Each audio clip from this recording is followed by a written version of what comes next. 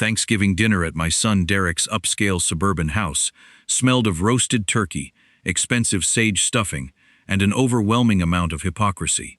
I sat at the end of the long table, watching the people I called family put on a theatrical performance of gratitude. Megan, my 34-year-old daughter-in-law, poured me yet another glass of heavy bourbon. It was her fourth attempt to keep me glued to that velvet dining chair.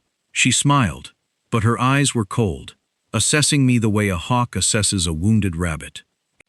"Garrett, you absolutely must stay for the pumpkin pie," Megan insisted, her voice dripping with that fake sugary sweetness she always used when she wanted something. "Besides, you shouldn't be driving back to that huge, empty house all alone. Have another drink. Relax. We worry about your mind, Garrett. You seem so forgetful and fragile lately." I had never forgotten a single thing in my life, let alone the condescension in her voice. I looked at my son. Derek was 38 years old, a ruthless corporate sales director who managed dozens of employees. Yet, in his own dining room, he shrank into a silent, spineless shadow whenever his wife spoke. He focused intensely on slicing the turkey, deliberately avoiding my gaze. He knew Megan was insulting me, building a narrative of my supposed senility right to my face, but he lacked the courage to defend the father who had sacrificed everything to put him through college. The atmosphere was suffocating. Every comment Megan made was a thinly veiled insult, wrapped in false concern. She worked in the credit department of a major bank, and her entire worldview revolved around numbers, assets, and leverage. To her, I was not a father-in-law. I was a ticking clock attached to a piece of prime real estate. I took a slow sip of my water, ignoring the bourbon entirely. I was about to politely excuse myself when my phone vibrated intensely in my coat pocket. It was an unknown number. I stood up, offering a tight smile. "Excuse me for a moment," I said, walking toward the hallway and entirely ignoring Megan's sharp exhale of annoyance. I answered the phone, expecting a holiday telemarketer. Instead, a young, terrified male voice spoke rapidly, his breath hitching with anxiety. "Mr. Cole, you don't know me, but my name is Toby. I work with Megan at the bank. You need to get back to your house tonight. Right now. Don't tell them you're leaving. Don't ask questions. Just drive." Before I could utter a single word, the line went dead. The silence on the other end was deafening. A cold dread settled deep in my chest. But I didn't panic. When you have lived as long as I have, you learn to recognize the exact moment the ground shifts beneath your feet. I slipped the phone back into my pocket, my mind racing. I walked back into the dining room, grabbed my heavy wool coat from the back of the chair, and looked directly at Derek. "I am leaving," I stated, my voice low and carrying an absolute authority that left no room for negotiation. Megan stood up so fast her chair violently scraped the pristine hardwood floor. "Garrett, don't be ridiculous," she snapped, abandoning her sweet facade. "You can't drive. You've had way too much to drink. It's not safe." She stepped directly into my path, her blue eyes wide, with a sudden frantic urgency that confirmed Toby's warning. I had barely touched my drink, and she knew it perfectly well.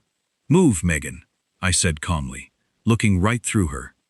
Derek finally found his voice, stammering and nervously wiping his hands on a napkin. "Mom would have wanted us to stay together tonight. Dad, please just sit down."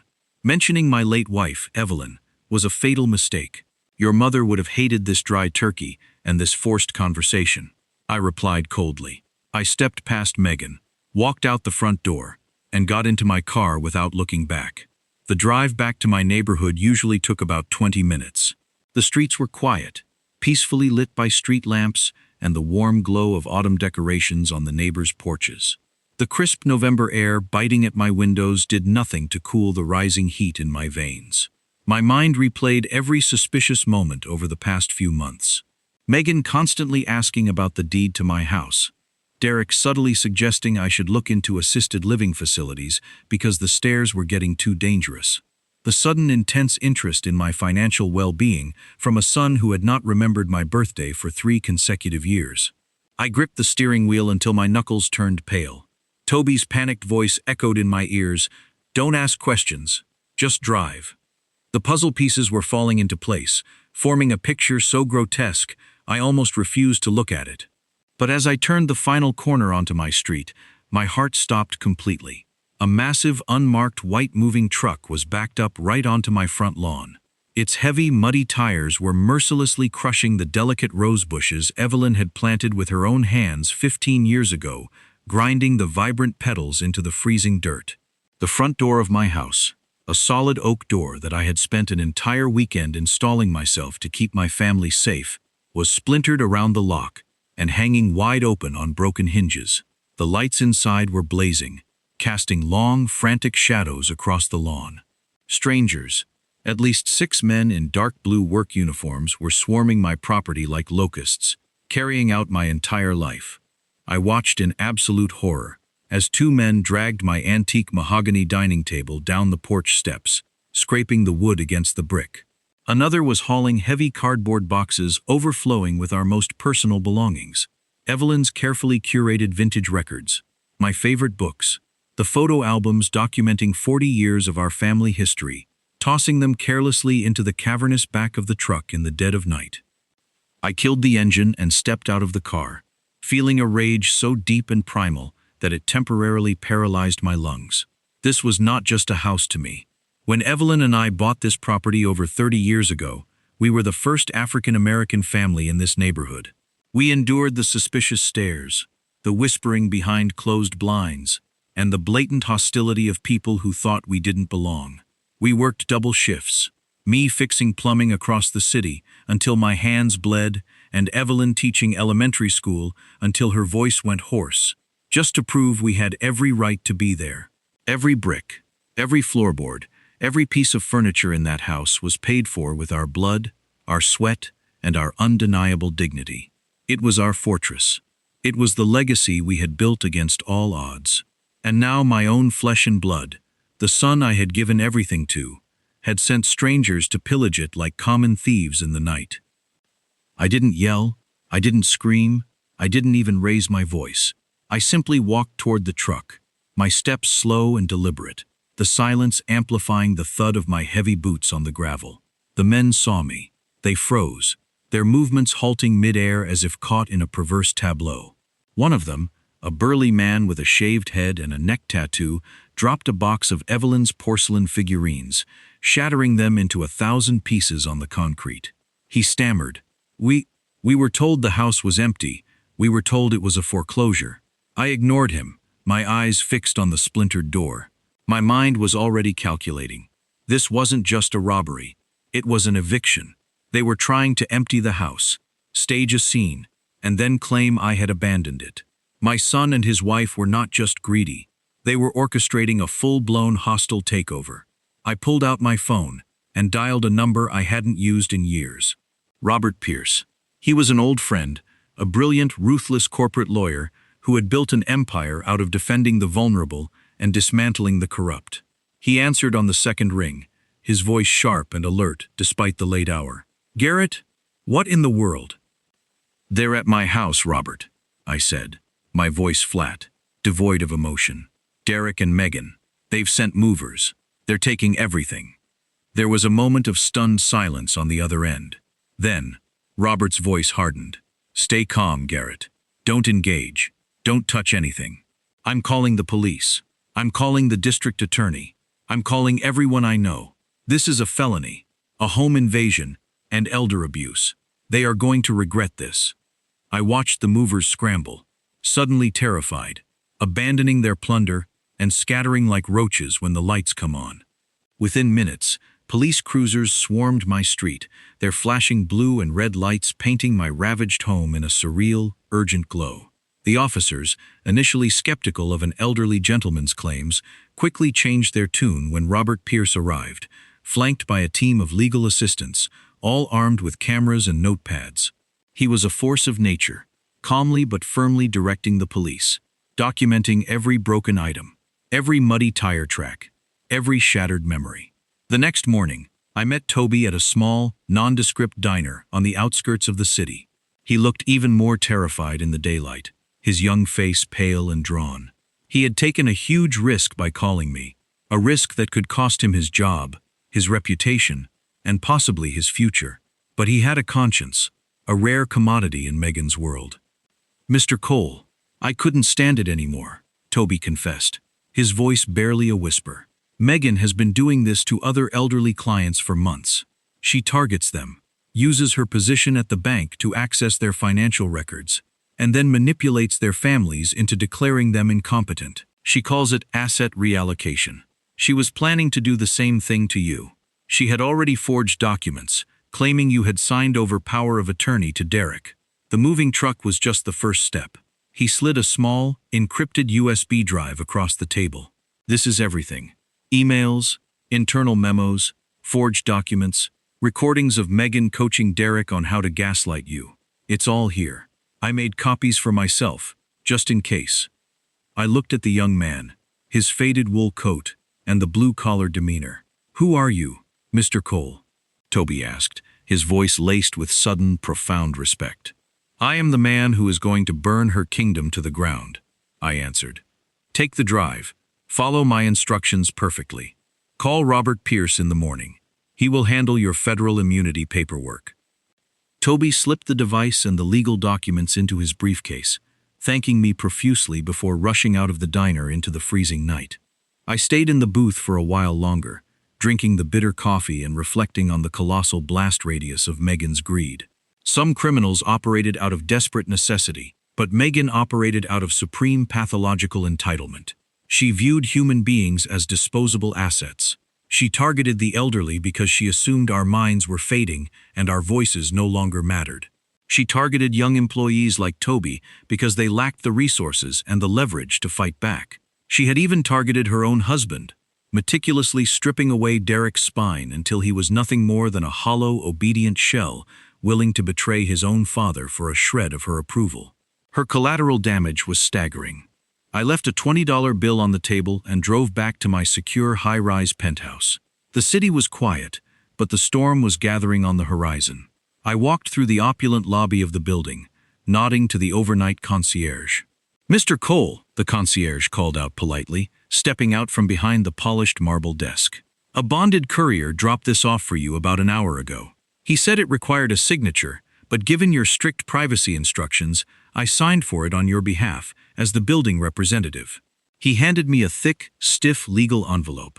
It bore the official seal of the county family court. My instincts flared immediately.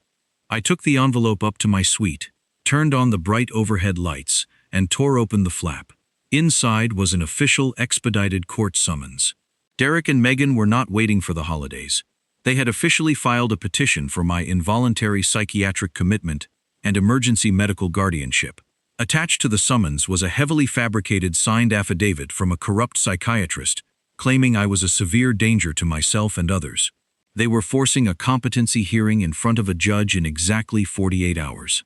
If I failed to appear or if I lost, they would legally strip me of my human rights, lock me in a clinical facility, and seize everything I owned.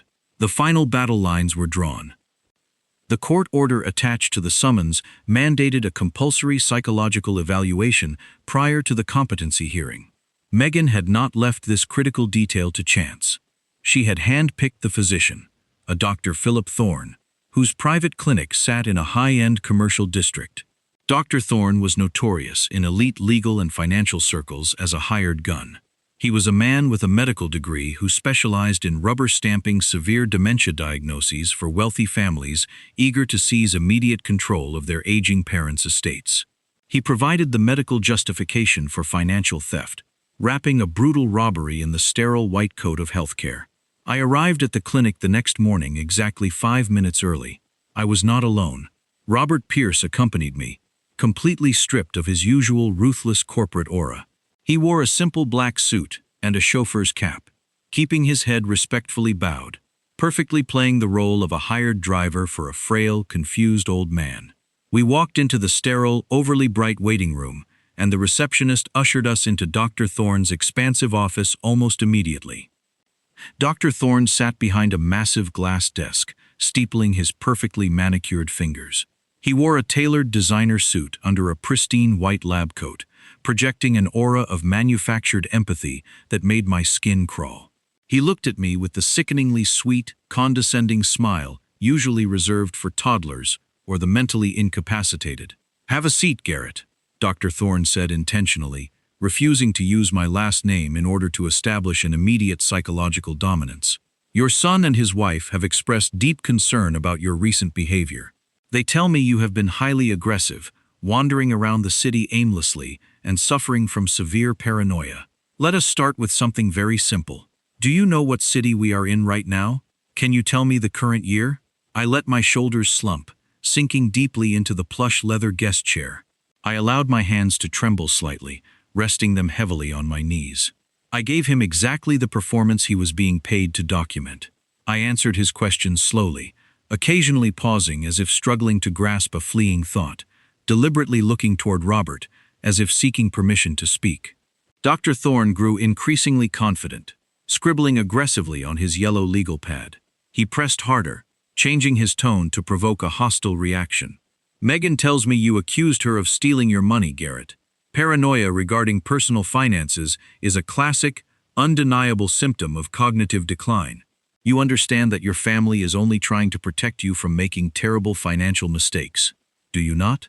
I kept my eyes fixed on the floor, playing the part of a broken, intimidated senior citizen. I understand they want my house, I mumbled softly, letting my voice crack with feigned despair. I know they want my pension. Dr. Thorne smiled. A predatory, victorious smile. He had his narrative. He leaned forward to deliver the final psychological blow, preparing to formally dismiss my lucid claims and seal my fate. Garrett, I'm afraid your condition is quite severe.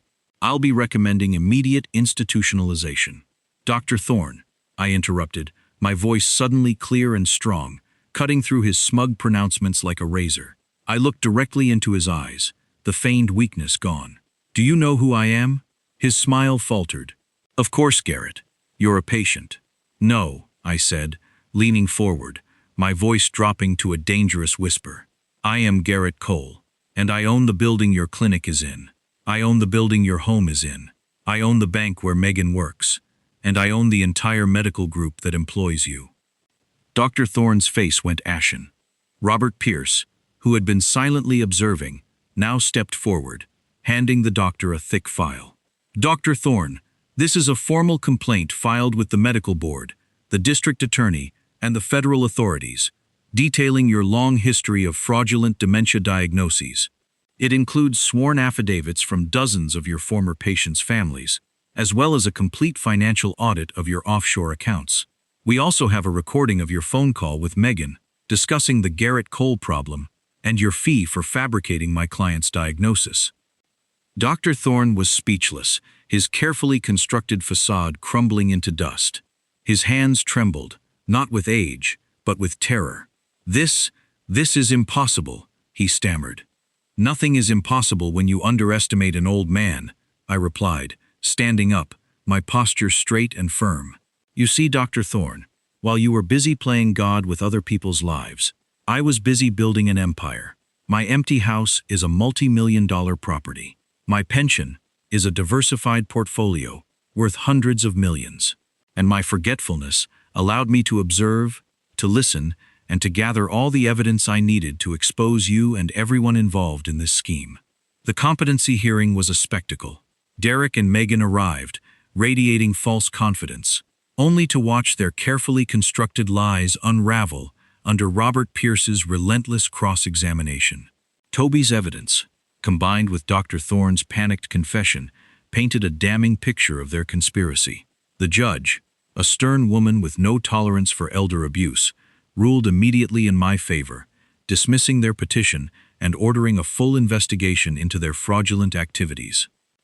Megan was arrested on the spot, charged with multiple felonies, including fraud, conspiracy, and elder abuse. Derek, utterly broken and exposed, could only watch as his wife was led away in handcuffs. He was stripped of his corporate position, his assets frozen, and his reputation destroyed. He had traded his soul for a woman who saw him as nothing more than a useful idiot. As for me, I didn't just win a war against my son and his wife. I won my absolute freedom. I proved that aging does not equate to invisibility and that kindness should never be mistaken for weakness. I was 69 years old, standing on the porch of the house I built with my own hands, richer in spirit and purpose than I had ever been in my entire life. Sometimes walking away from the people who share your blood is the ultimate victory, leaving you free to protect the people who truly need your strength. Society has a fatal misconception about growing old. People assume that because our hair turns gray and our steps become a little slower, our minds must be dulling and our spirits fading into the background. They look at a senior citizen and see a mark, a liability, an invisible ghost waiting to be escorted to the nearest exit. They forget that we built the very foundations they walk on. They forget that the silence of an older man is rarely confusion. More often than not, it is calculation. I spent decades working, sacrificing, and biting my tongue to provide for my son, holding on to the naive belief that blood was an unbreakable bond. But blood only makes you related. Loyalty, respect, and mutual protection are what actually make you family. When Derek and Megan looked at me, they did not see a grieving widower or a human being. They saw a decaying vault, waiting to be cracked open. They mistook my infinite patience for absolute weakness. They assumed my quiet generosity meant I had surrendered my agency. But I learned the hardest lesson a parent can ever face. Unconditional love cannot exist without unconditional respect. Kindness is a gift, but my dignity is not for sale. I will never again set myself on fire simply to keep someone else warm, especially not someone who gladly handed the matches to my executioner. Today, I am thriving. My physical health is better than it has been in 20 years, because I am no longer carrying the suffocating toxic weight of my son's bottomless greed. My blood pressure is perfect. My mind is sharp. I sleep soundly every single night, undisturbed by the anxieties of ungrateful children and their fabricated emergencies. I wake up with a profound sense of purpose, surrounded by genuine allies and driven by the absolute mission of the Evelyn Cole Foundation. I have weaponized my invisible wealth to become an impenetrable shield for those who cannot fight back against the predators in their own homes. I am richer in spirit, in peace, and in freedom than I have ever been. My legacy is no longer tethered to a cowardly son. It is tethered to justice. I rewrote the ending of my own life, and in doing so, I reclaimed my soul. Now I turn to you, the people who have listened to my journey from the very beginning. What would you have done in my place? Would you have found the strength to fight back in the shadows? Or would the agonizing pain of betrayal have kept you silent? Have you ever had to cut off toxic family members to save your own sanity and protect your livelihood? The decision to sever ties with your own flesh and blood is never easy, but sometimes it is the only way to survive and preserve your dignity. I want to hear your thoughts, your struggles, and your own stories of reclaiming your power. Let me know in the comments below. Your voice matters, and sharing your truth might just give someone else the courage they desperately need to stand up to the abusers in their own lives. Thank you for walking this difficult path with me and for understanding that our worth does not diminish with age. Don't forget to like, subscribe, and share. See you in the next life story with all my love and respect. Another profound truth I learned is that the loudest displays of wealth are often hiding the deepest desperation. My son and his wife traded their morals to maintain a fragile illusion of success. They were suffocating under the weight of their own vanity. They believed that expensive suits and luxury cars made them powerful while viewing my modest life as a weakness. But true power never needs to shout. True wealth is not what you show to the world, but the quiet security and unshakable integrity you build in the shadows. When you strip away the material greed, all that remains is your character. Please share this video with anyone who needs a reminder that true strength lies in who you are and not what you own.